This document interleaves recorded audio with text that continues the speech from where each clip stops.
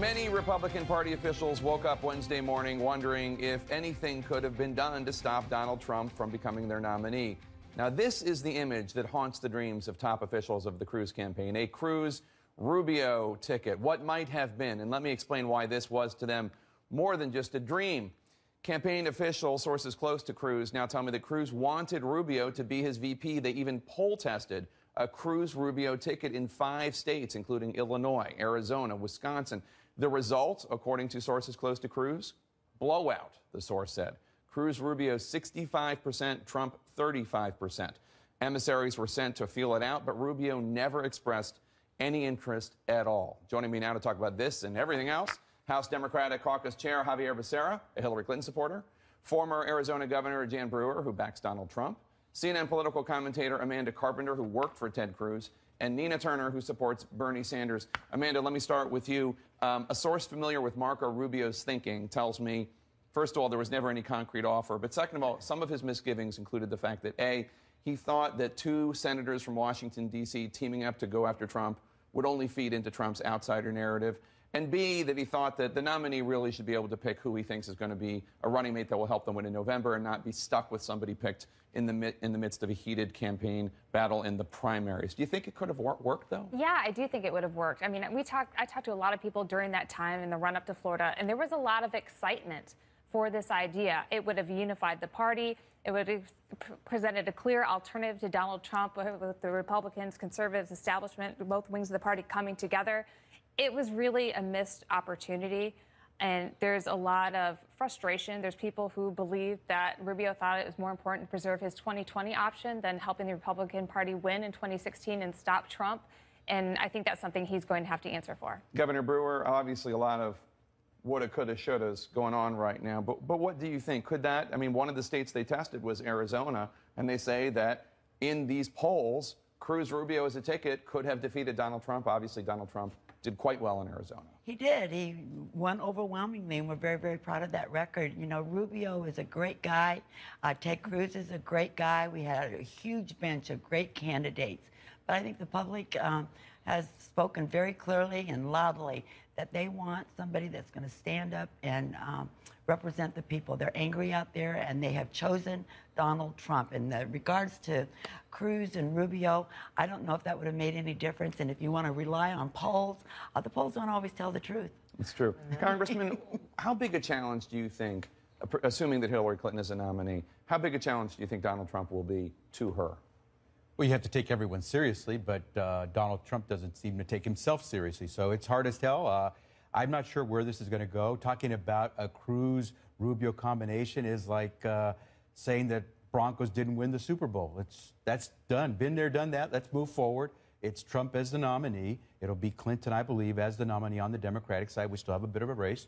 But I don't think it makes any difference to Hillary Clinton. Hillary Clinton's going to outwork everyone. She's going to earn the votes that she needs. She's already gotten more than 2 million votes than Donald Trump has, and so she's just going to move forward. It's let Donald Trump be Donald Trump and let Hillary Clinton win the White House. Nina, while we're on the subject of teaming up, do you think whoever the Democratic nominee is should pick the other candidate to be their running mate? Not necessarily. I mean, I do respect the fact that each nominee has the right to pick their own running mate, but as the congressman said, the race is still up and going. Newsflash, Senator Sanders is still in the race, as much as people don't want to respect the fact that he is in the race and that this is a democracy and it is about choice. I will say about, taking Mr. Trump for granted, there are 2 ways to run unopposed or run like hell. And the Democrats would do well to not take Mr. Trump for granted. He beat 16 other folks in this, and this is going to be a real race. Now that Donald Trump has locked up the Republican side, the Republican nomination, there's a lot of talk, including by him, about who his vice presidential nominee will be. Take a listen. The Bushes, the Romneys, the Republican Party has been pretty darn good to them. And they owe a little bit to the party and the people who make up that party beyond their own being above it all. In the case of Paul Ryan, he made a big mistake today, and he needs to understand this. Speaker Gingrich, former Speaker Gingrich, is obviously one of the people who seems ready to take a call should any come his way. Some of the other people whose names have been bandied about, including, in addition to Gingrich, John Kasich, Mary Fallin, the governor of Oklahoma, Jeff Sessions, first senator to endorse Donald Trump, Rick Scott, the governor of Florida, Joni Ernst, senator from Iowa, Rick Perry, former governor of Texas, Condoleezza Rice, Chris Christie, and Marco Rubio. Do you have a favorite, and what about you? Who made up that list? They didn't put me on there. Well, I'm putting you on there. We had you on the show. What about you? What about Jan Brew? Would you be willing to be considered? Of course I would be. I would be willing to serve in any capacity that I could be of help with Donald on. But that's a tremendous list of people to choose from. They're all very wonderful people, well qualified. I certainly think that Newt, I've known him for a long time. We all have experienced what he can get done in Washington, D.C. He's been there and done that.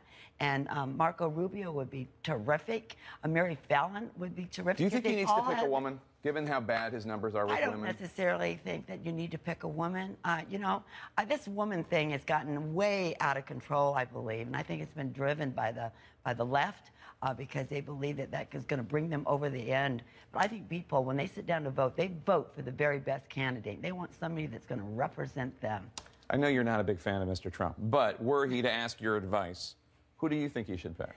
Well, if you take him at his word, he wants someone who can work with Congress on his behalf. And I don't think he can pick anybody that's a sitting governor or senator or something like that. So I think Gingrich is really his only choice. He's a former speaker, counters the problems that he's having with Paul Ryan. It's also kind of a power move. So I predict it's going to be Newt Gingrich or someone totally unexpected from the lobbying and business community. Is there anybody that Donald Trump could pick that would make you start worrying more about the electoral math?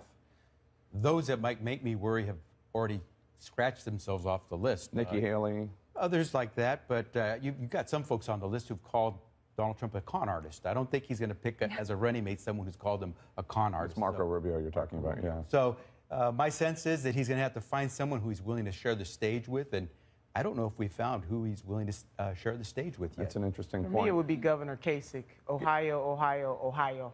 You're a little Governor biased. Kasich, You're a little Ohio biased. Just a little biased. But I don't think he's thinking strategically like the governor, do. you know, and I certainly, you know, Disagree. we disagree, but we have some things that we agree on, especially when it comes to police reform in the state of Ohio. But the governor, you know, no Republican has ever won the White House without winning the great state of Ohio. And on that stage with everybody else, the governor, who is a conservative, came off as more moderate and more the adult in the room. And then I think also Professor Condi Rice, even though the Iraq war might be a problem, she is an intellectual. She has served. She has been Secretary of State. And in terms of bringing some diversity to that, Yeah. So Nina, who walks back what they've said about the other? Well, Donald they're all walking it Kasich? back. Yeah, I mean, they're all Trump can't walking walk it back back. saying Bush should be a war criminal. We believe in forgiveness. You know, let it go beyond us, behind us.